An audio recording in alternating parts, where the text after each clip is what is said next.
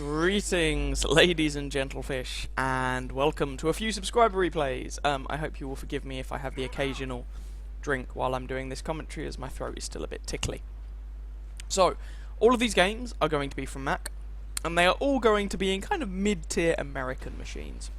Kicking off with his beloved Chaffee here on Ruinberg, an encounter game. Has he? Yes, at the time of playing this, Mac has 2 marks of excellence on the gun barrel of his Chaffee. He really does like this tank.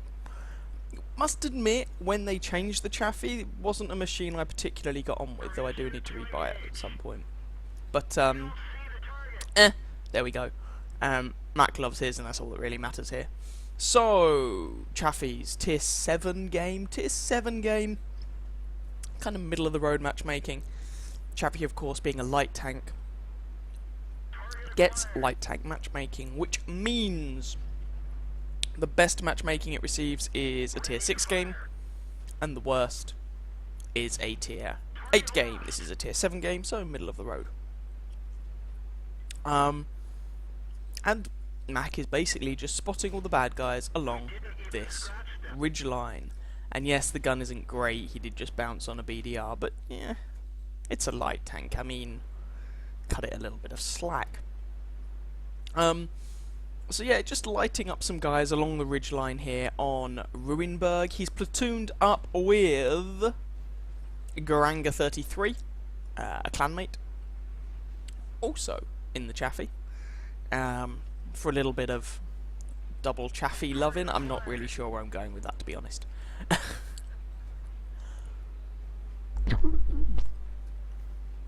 And, well, in one sense, Mac's a little bit lucky the enemy team haven't been more aggressive. Often, not always, but often, if I try and use this ridgeline like this in a light tank, the enemy team has an irritating habit of kind of focusing me down and killing me.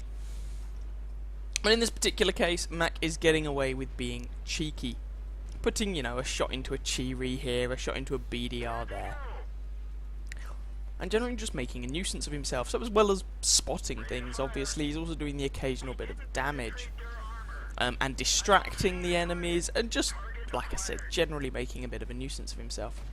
Hello, Mr. ELC. How are you today?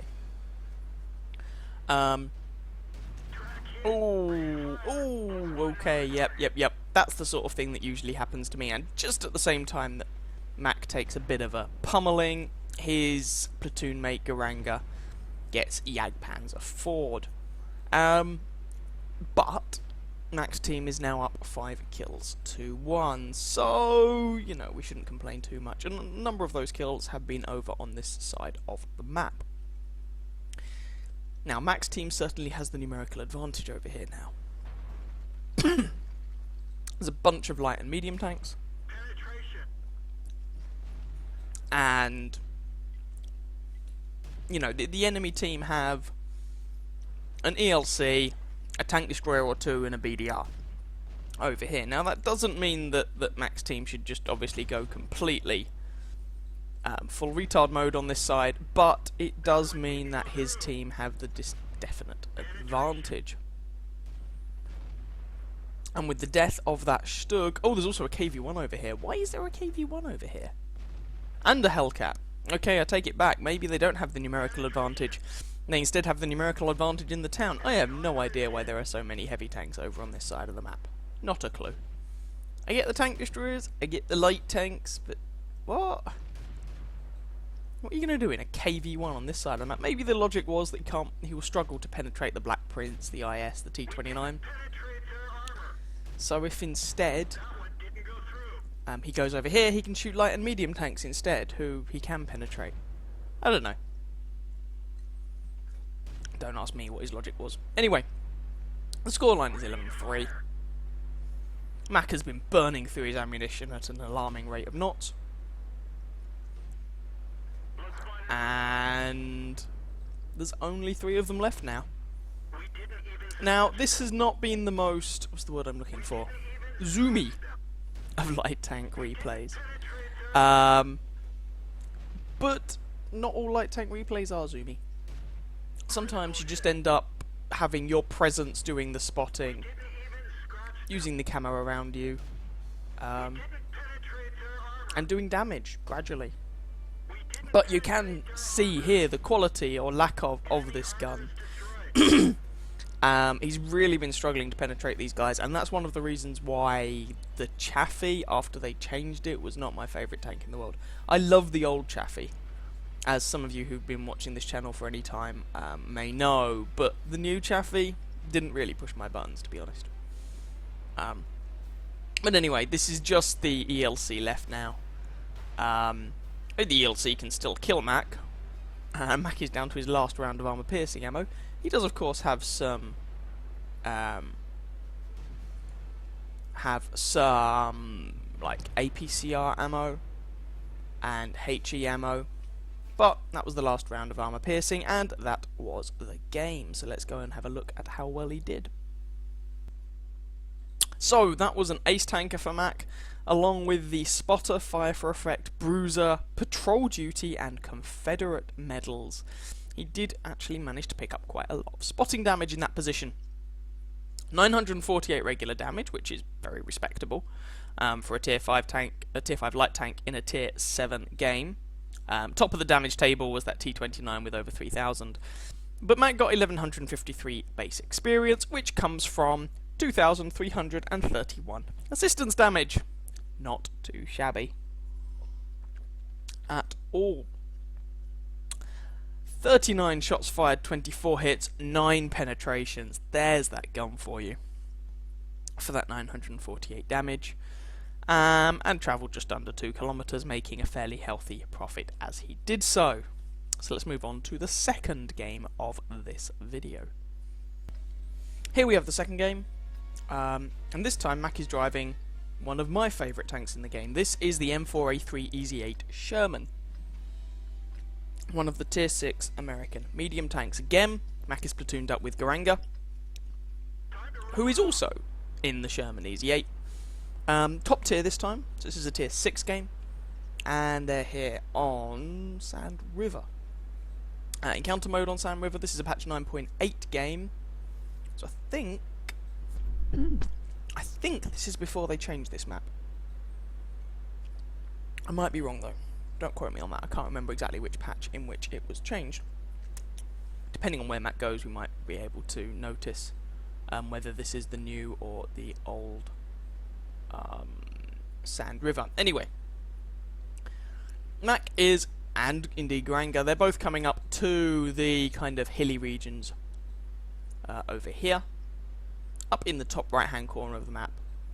And this is a really nice map for the Sherman. Because one of the great things about the Sherman is it gets a total of 12 degrees of gun depression, which is really, really good. And Sand River is one of those maps with, you know, lots of undulations that you can use that gun depression on. Excellent on the move accuracy, the ability to mount a vertical stabilizer, wonderful gun soft stats, you know, those sort of peekaboo engagements the Sherman is king at. So there's kill number 1. Panzer 3-4, who is wondering what he did to deserve this. And there's a T1 Heavy. Doesn't manage to do any meaningful damage to Mac. Ooh, but Mac bounces on him. Loses his ammo rack, unfortunately, though Mac does, of course, have a repair kit to put that back in. Can you pick up the kill on this guy? Ooh, a bounce. Just need to aim this shot. And apparently you're going to bounce again. Well, it's not the easiest shot in the world, and the penetration on this gun is a little bit low, but eventually Mac takes him out. Kill number 2. So, we've got, there's a Chaffee over there, there's a Dickermax, there's a couple of medium tanks over to Mac's right hand side. You know, there's a bunch of hostiles over here to giggle at and work over. Garanga puts a shot into the VK over there. And hello, little Chaffee. Oh, VK, VK, VK. Wreck the VK. There we go. VK's armor sucks. And so Mac should be able to take this guy apart in pretty short order. He might take a hit for it, but I shouldn't imagine he'd take more than that. And he doesn't even take that. And there we go. VK 3001H is down. Rather brave little Chaffee there. Pokes himself out. He has to be very careful in this sort of engagement. He is not at the advantage at all. Mac has 3 kills. Mac's team has 3 kills. I'll leave you to do the maths. And it looks like Mac's going to go and chase this Chaffee down. And this Chaffee is just completely screwed here. He does manage to track Mac, which is not a terrible idea. Oh, it looks like Mac actually has 2 marks of excellence on his Sherman as well. Fantastic. Anyway, tracking Mac there is not a terrible outcome, but he dies in the end. Anyway, Mac now has 4 kills, and Mac's team has 4 kills. And they're still losing! Yeah, I know, it's one of those games. VK3002M manages to bounce on Mac's turret, which is kind of amusing. And Mac is just able to put shots into his commander's hatch, although you don't want to give the guy that much to shoot at. If you're going to have... and there we go, the VK has managed to find his range and the place that he can shoot on this tank, and there we go. That's the sort of shot you want, where you're only just able to hit your opponent, which means you're using as much of your gun depression as possible, giving your opponent the smallest possible shot on you, assuming they have the gun depression to even hit you, which they just may not. Anyway, Mac has encouraged that VK to be somewhere else, and now there's a Type 58. Ooh, a nice bounce there. And the armour on the Sherman Easy 8, I mean, I've got a full review of this tank if you're interested, but the armour on the Sherman Easy 8, while not very good, is good enough to get the odd bounce here or there, especially when combined with that 12 degrees of gun depression. You can really get some nice angles on the frontal hull and the turret. Garanga nails the Type 58, and Mac nails the VK. These guys have 6 kills between them, and his team is now no longer losing. Hurrah! What a miracle. Well, wonders never cease. So, there's 5 of the enemy team left now. Oh, they've just pulled one back, though. It's kind of irritating. Still 5 of them left, including a mighty Tog, and I would say that means the enemy team can't possibly lose, but you have to remember the friendly team have a Tog as well. So that's just going to balance itself out nicely. And there you can see that 12 degrees of gun depression. It's wonderful. ARL V39 is camping base, and it's difficult to be too critical of him. The ARL V39 is a very inflexible and pretty terrible machine. So it's awkward, and hello Tog. Oh, this just feels so wrong, and yet so right. And oh, well, okay, friendly Tog picks up the kill. Alright, that's allowed. There's just the 3 of them left. Dickamac's over here, we know the ARL's over here as well. And Mac gets spotted, and... oh no, that shot misses. Tog picks up the Dickamax as well. Mac is still 1 kill away from a top gun. Can he kill either the Bishop or the ARL to get that 6th kill and make it a top gun? Come on. Garanga's down there on 161 health, but he's still going for it, and Bishop sighted. Bishop has been sighted. Time to bash the Bishop. Not like that. Come on. Now is not the time for caution. Now is the time to wreck that artilleryman's face. And Mac appears to have gotten himself slightly stuck coming down that incline. Garanga is having his wicked way with the Bishop. And it looks like Mac's going to go and relocate to engage that ARL, who managed to fight off his opposition. But Garanga nails that Bishop, and this poor ARL is all on his own. Whoever, if one of the platoon mates gets the kill, then that will pick them up the mission. If Garanga gets the kill, that's a brothers in arms. If Mac, it'll get them a medal, not a mission. If Mac gets the kill, then that is a top gun for him. So it's kind of a win-win situation in this case. The Tog is nowhere near, neither is anyone else who can really do anything about it, except the artillery, of course, who actually picks up the kill, meaning that Mac doesn't get his top gun, and the platoon don't get their brothers in arms. Yay! Ah well, c'est la vie. Let's go and have a look at the results. So, Ace Tanker, Fighter, Shell-Proof, Duelist, Fire for Effect, Bruiser, Steel Wall, and High Caliber. Steel Wall is not one you tend to get in the Sherman very much, but you can definitely do it from time to time. Mac finished at the top of the team, whether you count it by kills, damage, or experience. In terms of damage, though, his platoon mate Garanga in the other Sherman was only just behind. Between them, they picked up just over 4,000 damage, so that was kind of a platoon carry there. 5 kills for Mac, 2 for Garanga. 12,005 base XP for Mac, 916 for Garanga. Also, Garanga picked up the Confederate medal while Mac picked up High Caliber, and of course that's Steel War, so that's quite a nice collection of medals. No Top Gun or Brothers in Arms for them, unfortunately, but that's how these things go sometimes. 34 shots fired, 25 hits, 20 pens to pick up that damage count, blocking over 1,000 damage with his armour.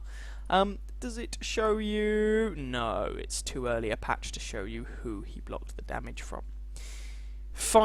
9 enemy tanks damaged, 5 of whom he killed, and 500 assistance damage as well, travelling over 2 kilometres and picking up a very, very respectable profit and a nice amount of XP. So, having said all that, let's go and look at the last game of this compilation. Third and final replay of the video. And we're down. We've dropped down now back to tier 5, but this is a regular tier 5 tank, so no scout matchmaking to worry about. This is the T1 Heavy. This is my, well, apart from the Japanese tier 5 Heavy, which I haven't played yet, so I can't comment on, this is my favourite of the tier 5 heavy tanks. So, we are on Fjords, is that the name of the map? Yay, I managed to get it right. On Fjords, tier 5 game, so Mac here is top tier. And when top tier, some of the deficiencies of the T1 Heavy are clearly not quite as apparent. So, the T1 Heavy kind of sacrifices a little bit of the all-round armour of some of the other tier 5 heavy tanks. The side armour and rear armour, for example, is absolutely terrible. And some people would also get my words out in a moment. Some people would also argue it sacrifices a bit of the gun, because this is the same M1A1 gun that you mount on the Sherman, the tier 5 American medium tank. But in a tier 5 game, the armour is actually not too shabby. The gun is perfectly good. And hello, Mr. Chinukai. Goodbye, Mr. Chinukai. It's actually quite an interesting position that Mac is using. The T1 Heavy, like a lot of American tanks, does get very good gun depression. It's kind of more of a kind of heavy medium hybrid, a bit like the IS-8 in that sense. From the last subscriber replays that I showed. It's relatively mobile. It's got a very powerful engine for a heavy tank. It's relatively mobile. It is a large target, however. The gun is more of a medium tank gun. The armour is kind of medium-y in its layout, i.e. it's very strong in some places but incredibly weak in others. I mean, the side and rear armour is terrible, but the frontal armour is fairly respectable. Does not take artillery very well at all. Nonetheless, this was my favourite tier 5 heavy tank when I was playing them. So, well, regular tier 5 heavy tank at least. So, Mac has already managed to rack himself up 2 kills, and he's coming to engage this Panzer IV now.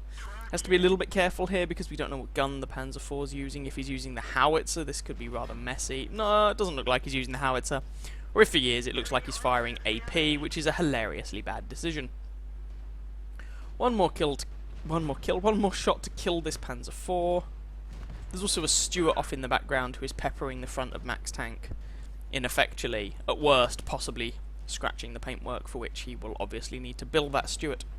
But it does mean that pushing around this corner is a little awkward, because while the Stuart is struggling against Mac's frontal armour, his side armour going to be a little bit easier a task. But sweet engine power on this tank, and Mac just pushes the wreck out of the way. And I said the Stuart might have problems with the side armour. Apparently the side armour of this tank is capable of defeating the Stuart's gun since it got given that garbage little autoloader. One more shot into the M2 medium to finish him off. No, no, no. One more, come on. No. Still one more. There we go. Kill number 4. M8A1, that's the turreted tier 4 American tank destroyer over there. But Mac has spotted that the enemy T1 Heavy has pushed around and is engaging some of the friendly tanks, and the friendly tanks aren't actually having a particularly good time of this engagement. Well, it might also be because there's also a Churchill there, so yeah, fair enough. We'll forgive them for not having a particularly good time. Mac takes a hit there from the T1. That shot damages his gun. You know, the two of these heavy tanks combined are really rather dangerous, but they are now losing health.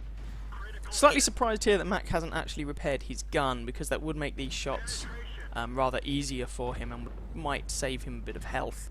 You know, save him some aiming time. And in a lot of these engagements that tends to mean health. Turret on the Churchill's weak, so that's kill number 5, but there are enemy teammates in the friendly base, so gonna have to do something about them. Guess who? It's that Stuart again, poor little guy.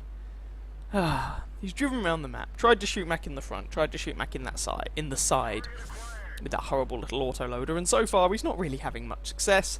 Finally gets to the opposing team's capture circle, and this same T1 Heavy is just charging him down. He really must be wondering what he did to deserve this, but there we go.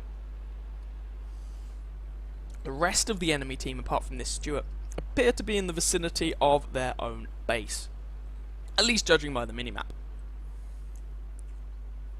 So this poor Stuart is running away, which is exactly the right thing because he's horrendously outclassed, but the T1 Heavy can do, well, a good 35-36 kilometers an hour top speed in a straight line, and it accelerates up to that speed in pretty good order. Mac is now not really paying that Stuart any attention. There's a Matilda and a T-34. And if a Matilda and a T-34 can't deal with a little Stuart, well, I'll giggle, let's put it that way. Oh, there we go. Stuart's been reset, as he was the one capping. He's been reset again, and he is indeed dead.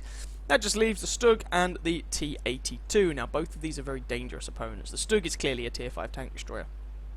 The T-82 gets access to a dangerous assortment of guns. Depending on what gun that guy's using, he's either got a 57mm gun with enough penetration to penetrate Mac, or he has a 105mm howitzer, and anyone who's played World of Tanks up to the mid-tiers should be painfully aware of how unpleasant those 105 and 122 mid-tier howitzers can be. So there goes the Stug. He was using the 75mm gun. He is no longer of this world. That's Mac's top gun, which he failed to pick up in the last game, but he's got it in this game. And that just leaves the T-82. Now actually, the T-82's armour is terrible enough that Mac here should probably be loading HE, especially as that first shot didn't actually do any damage, but it doesn't matter too much in the end. T-82 actually didn't have the top gun. Looking at it, he does a little salute again. And that was Mac's 7th kill. Let's go and see how much damage he did. So in addition to that 7 kills, Mac picked up, this might take a while, Ace Tanker, Fire for Effect, Shell-Proof, Duelist, Hand of God, Bruiser, Cool-Headed, Steel Wall, High Caliber, and Top Gun. And Breathe. Very nice haul of awards there, indeed.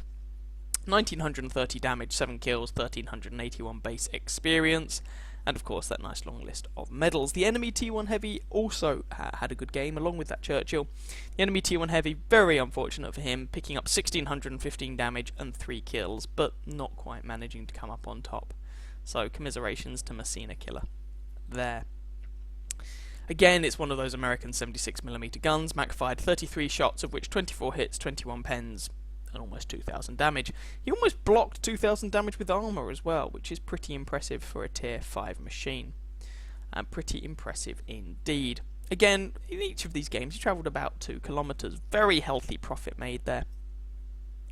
He was running a premium account at the time, and quite a nice experience haul. So, I hope you guys enjoyed that trio of games there from Mac in American mid-tier tanks. If you did, please feel free to catch some of my other videos and or subscribe to my channel, and I wish you very happy hunting on that battlefield. Ciao ciao.